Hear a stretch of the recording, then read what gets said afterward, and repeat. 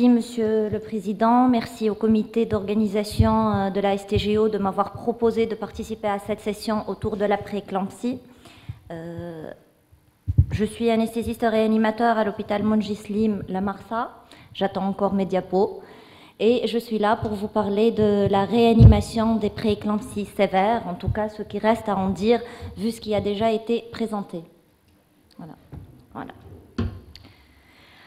Alors, les troubles hypertensifs de la grossesse représentent encore la deuxième cause de mortalité dans le monde après l'hémorragie du postpartum. Et en Tunisie, ces troubles toucheraient 4,8% des grossesses.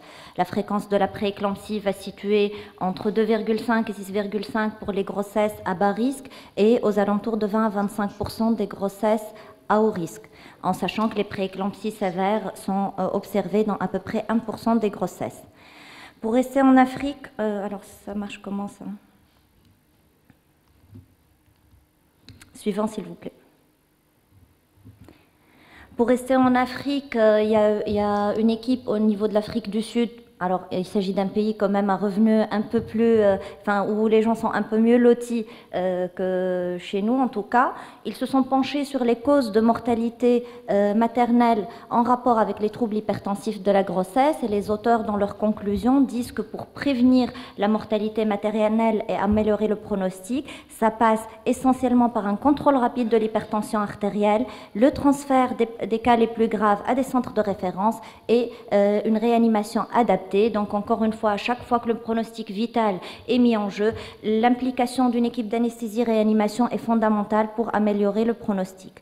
Je ne rappellerai pas les définitions des troubles hypertensifs de la grossesse puisque ça a déjà été fait, de la prééclampsie et de la prééclampsie sévère.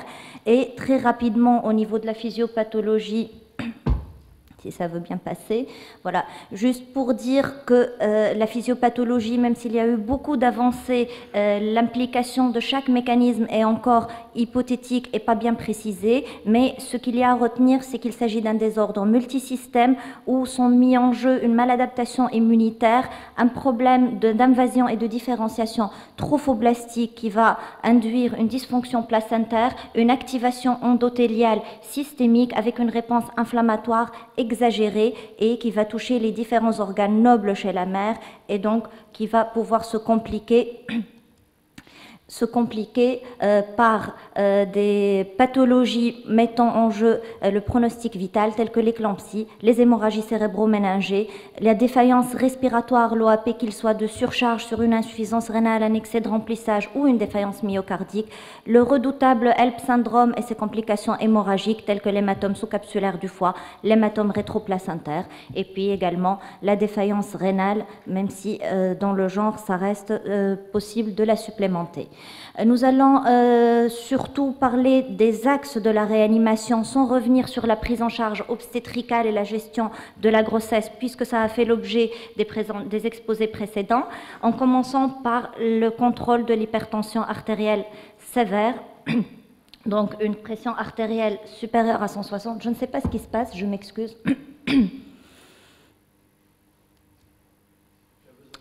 Suivant, s'il vous plaît. La qualité des diapos, en fait.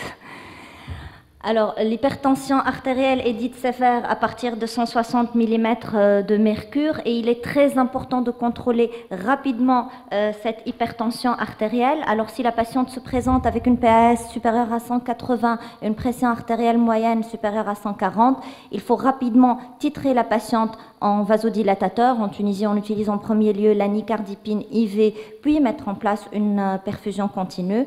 Par contre, si la pression artérielle est entre 180 et 160 de systolique et inférieure à 140 de moyenne, on peut mettre d'emblée une perfusion continue de nicardipine ou de l'abétolol lorsqu'il existe.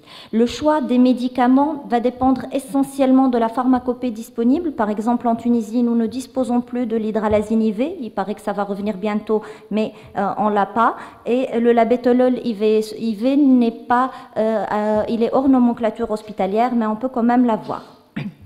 30 minutes après, nous allons réévaluer l'efficacité et la tolérance de ce traitement antihypertenseur.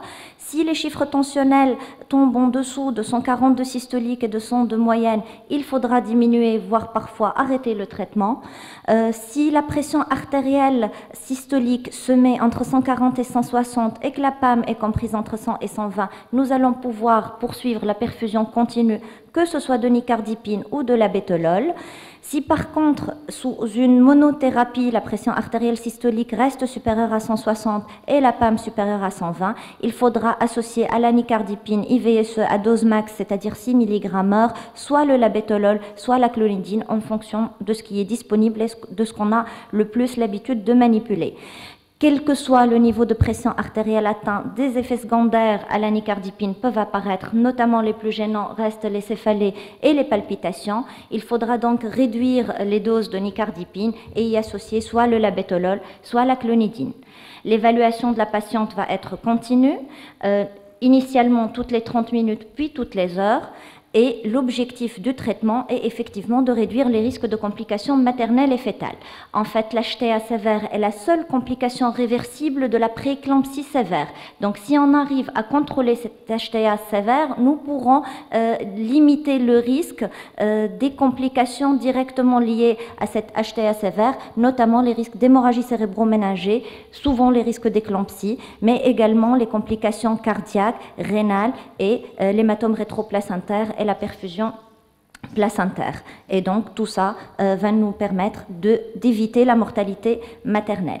Les cibles thérapeutiques ne doivent pas être trop ambitieuses. Il ne s'agit pas de remettre la patiente à des chiffres tensionnels normaux, mais avoir une PAS aux alentours de 160 ou légèrement moins et une PAD aux alentours de 105 ou moins. C'est juste invisible.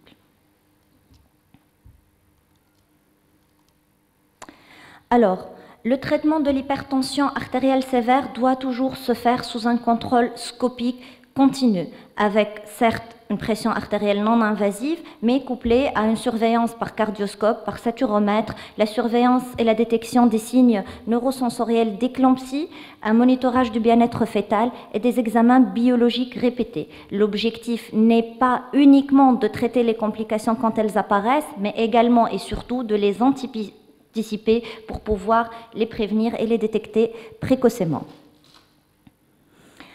Concernant le fameux remplissage vasculaire, tout à l'heure, professeur Benzineb disait qu'avant les années 80, c'était restriction hydrique. Moi, quand j'ai commencé mon externat et mon internat en gynécologie, c'était remplissage à flot. Actuellement, la connaissance en matière d'hémodynamique maternelle nous montre que les résistances vasculaires périphériques chez la femme enceinte sont augmentées et le débit cardiaque est diminué. Sans compter sur une potentielle atteinte de la perméabilité capillaire au niveau pulmonaire, un remplissage vasculaire systématique et contre-indiqué. Il faudrait le mettre en place lorsqu'on est face à une oligoanurie ou si la patiente chute particulièrement ses chiffres tensionnels à l'introduction des vasodilatateurs. Ce remplissage doit être idéalement monitoré et nous avons la possibilité de mettre à profit l'appareil d'échographie des obstétriciens avec juste une sonde abdominale pour aller détecter l'apparition de l'œdème interstitiel au niveau pulmonaire avant l'apparition de l'œdème alvéolaire à proprement parler. Et là, on pourra arrêter le remplissage, voire indiquer un traitement diurétique. Il s'agit d'un moyen non invasif, absolument pas coûteux et très performant d'apprentissage facile. Il faut également rester vigilant dans le postpartum puisque 70% des OAP vont survenir dans le postpartum, souvent favorisés par un excès de remplissage, notamment si l'évacuation s'est faite par césarienne. Cette surcharge pulmonaire va apparaître à la faveur d'une redistribution vers les vaisseaux de la surcharge hydrosodée interstitielle, de la vénoconstriction adrénergique, avec parfois un retard de la crise polyurique chez la femme enceinte, sur lesquels se surajoute la baisse physiologique de la pression oncotique. Il faut donc prolonger la surveillance de la prééclamptique sévère en milieu de soins continus, que ce soit une salle de surveillance post-interventionnelle ou une réanimation adjacente au service d'obstétrique, puisque les risques ne s'arrêtent pas à la période péripartum. Une fois le bébé sauvé, la maman encore des risques et le recours doit être large aux diurétiques à cette période. En supposant que la grossesse ait pu être poursuivie jusqu'à un accouchement, un déclenchement spontané du travail ou quand on décide d'évacuer la grossesse par voie basse. Il ne faut pas hésiter à proposer de façon large l'anesthésie péridurale, sauf contre-indication. Il est évident qu'au-delà de l'analgésie comme intérêt de la péridurale, nous allons gagner au niveau de la pression artérielle presque 20% et améliorer la perfusion placentaire. Et en plus, nous aurons le confort de pouvoir passer rapidement en césarienne en induisant l'anesthésie sur une péridurale en place et efficace. Et le cut-off pour la mise en place de la péridurale est un chiffre de plaquettes à 75 000 en supposant que les autres paramètres de l'hémostase soient normaux et que la patiente ne soit pas sous aspirine depuis au moins 3 jours. Par contre, s'il faut passer en césarienne, si l'évacuation doit se faire par césarienne, le choix de la technique anesthésique va dépendre, comme d'habitude, du degré d'urgence de l'extraction et de la coagulopathie. Par contre, si la patiente arrive avec des convulsions subentrantes ou sans retour à l'état de conscience habituel ou si elle présente une détresse respiratoire, l'anesthésie générale sera immédiatement pratiquée tout en faisant attention au risque d'intubation déjà difficile chez toutes les femmes enceintes par défaut, mais encore plus chez une prééclamptique où les œdèmes sont monstrueux et faire très attention au pic hypertensif au moment de l'intubation et de l'extubation. Et donc, ceci implique le recours à l'induction avec des morphinomimétiques pour limiter ces à-coups hypertensifs, chose qui doit être transmise au pédiatre qui va accueillir le bébé qui risque de faire une détresse respiratoire néonatale. À chaque fois qu'il est possible de faire la rachianesthésie, même si la patiente a convulsé, si après une crise d'éclampsie, il y a un retour à l'état neurologique initial et qu'il n'y a pas de trouble de la coagulation, nous pouvons réaliser une rachianesthésie pour l'extraction du fœtus tant que la thrombopénie est supérieure à 50 000, tant qu'il n'y a pas d'hématome rétroplacentaire ou de syndrome hémorragique CIVD et bien évidemment si la patiente n'est pas en train de convulser ou comateuse. Alors l'éclampsie, la plus spectaculaire des complications de la prééclampsie, elle aussi, les mécanismes des convulsions ne sont pas précisément déterminés. On parle d'hypoperfusion et d'hyperperfusion en fonction des patientes, en fonction des territoires, qui vont induire de l'œdème tantôt cytotoxique, tantôt vasogénique, sur un cerveau où l'autorégulation est souvent dépassée par les chiffres tensionnels.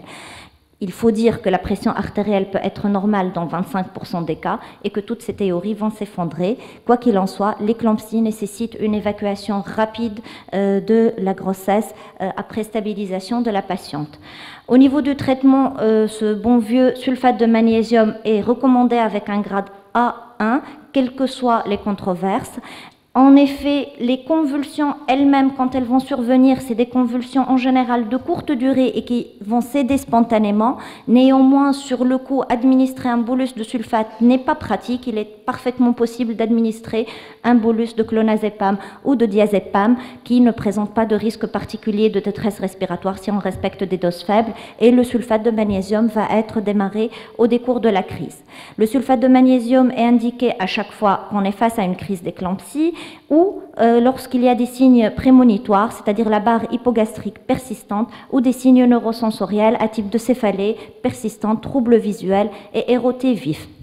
Le protocole d'administration le plus consensuel, c'est une dose de charge de 3 à 4 grammes en IVL sur 15 minutes. On voit bien que ce n'est pas pratique pour arrêter la crise, entretenue par une perfusion de 1 à 2 grammes pendant 24 heures le plus souvent, même si certains sont en train de parler de protocoles plus courts de 12 heures qui donnent exactement la même efficacité, notamment une équipe brésilienne, mais on n'a pas le temps de s'attarder. En cas de récidive convulsive, on peut rajouter un bolus supplémentaire de 1,5 à 2 grammes tout en surveillant les signes de toxicité qui sont prédictibles. Nous n'avons pas besoin, comme ça a été dit, de faire des prélèvements sanguins pour doser le magnésium. La perte des réflexes ostéotendineux ou l'apparition d'une somnolence feront arrêter le traitement. Donc là encore, il est préférable de laisser la patiente sous perfusion de sulfate en unité de soins continus ou en salle de surveillance post-interventionnelle pour surveiller et les effets secondaires du sulfate de magnésium et la récidive convulsive, en plus des complications biologiques potentielles. Juste un mot rapidement sur l'indication de l'imagerie cérébrale en cas d'éclampsie. Une crise unique, simple, non compliquée ne nécessite pas la prescription d'une exploration par TDM. Il faudra indiquer une TDM si on est face à un état de mal convulsif, s'il n'y a pas de retour à l'état de conscience initial de la patiente ou si on observe au réveil des signes de localisation afin de rechercher notamment des complications hémorragiques. Concernant les troubles visuels persistants, on pensera en premier lieu au PRESS syndrome, donc l'encéphalopathie réversible postérieure, qui sera au mieux explorée d'emblée par une IRM, ou si nous n'avons pas un accès rapide à l'IRM, on commence toujours par le scanner pour éliminer une urgence neurochirurgicale, et par la suite, l'IRM sera indiquée si le scanner est normal, quand l'indication a été correcte. Alors, il n'y a pas grand-chose à dire sur le syndrome HELP, qui est largement plus redoutable à mon sens que l'éclampsie. Donc, il faut bien évidemment éliminer les diagnostics différentiels qui pourraient donner soit une cytolyse hépatique, soit des troubles de la coagulation. Et les complications graves du syndrome HELP, bien évidemment, ce sont les complications hémorragiques, l'hématome rétroplacentaire et, pour la femme, le redoutable hématome sous-capsulaire du foie ou l'hémorragie alvéolaire avec ARDS qui feront transférer la malade en réanimation, et nous n'allons pas en parler. Juste rapidement pour finir, les indications des transfusions de plaquettes lorsqu'on est face à un HELP syndrome. Alors, à chaque fois que les plaquettes sont inférieures à 20 000 et quel que soit le mode d'accouchement, il faudra transfuser des plaquettes. Si l'évacuation est programmée par césarienne et que les plaquettes sont strictement inférieures à 50 000, là encore, il faudra envisager une transfusion de plaquettes. Par contre, si l'accouchement est prévu par voie basse ou si le chiffre de plaquettes est supérieur à 50 000, la transfusion de plaquettes ne sera à réaliser que si nous sommes face à des saignements évolutifs jugés excessifs ou s'il y a une dysfonction plaquettaire connue ou une coagulopathie connue ou si la cinétique de chute des plaquettes est rapide. Alors, en conclusion, la prééclampsie sévère engage le pronostic maternel et fœtal, et pour améliorer et optimiser la prise en charge, il est important d'associer une équipe, dans l'équipe multidisciplinaire, les anesthésistes réanimateurs à chaque étape de la prise en charge chez toutes les prééclamptiques, a fortiori les prééclampsies sévères. Il est important également, comme ça a déjà été dit, d'avoir des protocoles locaux, qu'ils soient nationaux ou au niveau de la structure, où la prise en charge est consensuelle, écrite, prévue pour éviter les pertes de temps et l'improvisation face à cette situation qui reste encore compliquée. Malgré les progrès physiopathologiques, nous ne disposons pas de nouveautés thérapeutiques révolutionnaires. Et je vous remercie.